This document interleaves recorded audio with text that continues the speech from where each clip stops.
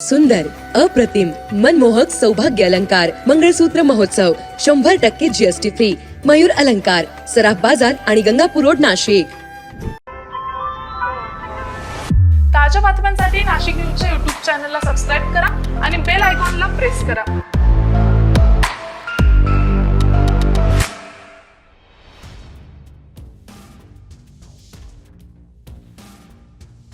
महाशिवरात्रीच्या निमित्तानं नाशिकच्या त्र्यंबकेश्वर मंदिरात भाविकांची अलोट गर्दी पहाटेपासून पाहायला मिळत आहे. पहाटे 4 वाजेपासूनच मंदिर दर्शनासाठी खुलं करण्यात आलेलं आहे.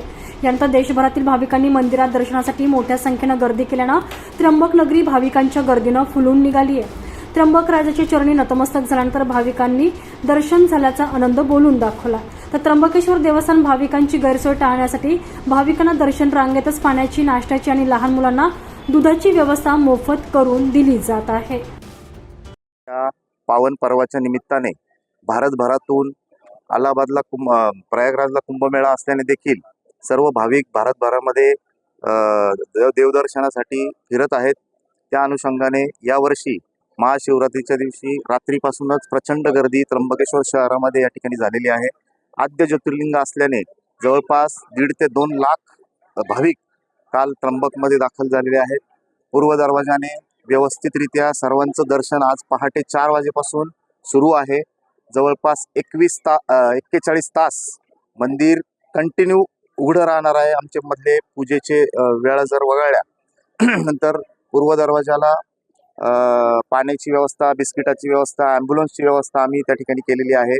भाविक सुरळीत व्यवस्थित आनंदाने दर्शन घेत आहेत. कुठल्याही प्रकारची अडचण आत्तापर्यंत तरी आलेली नाही. VIP दर्शन टोटल आम्ही 3 ते 4 दिवस बंद केलेलं आहे. तसं अधिकृत प्रेस नोट देखील दिलेली आहे.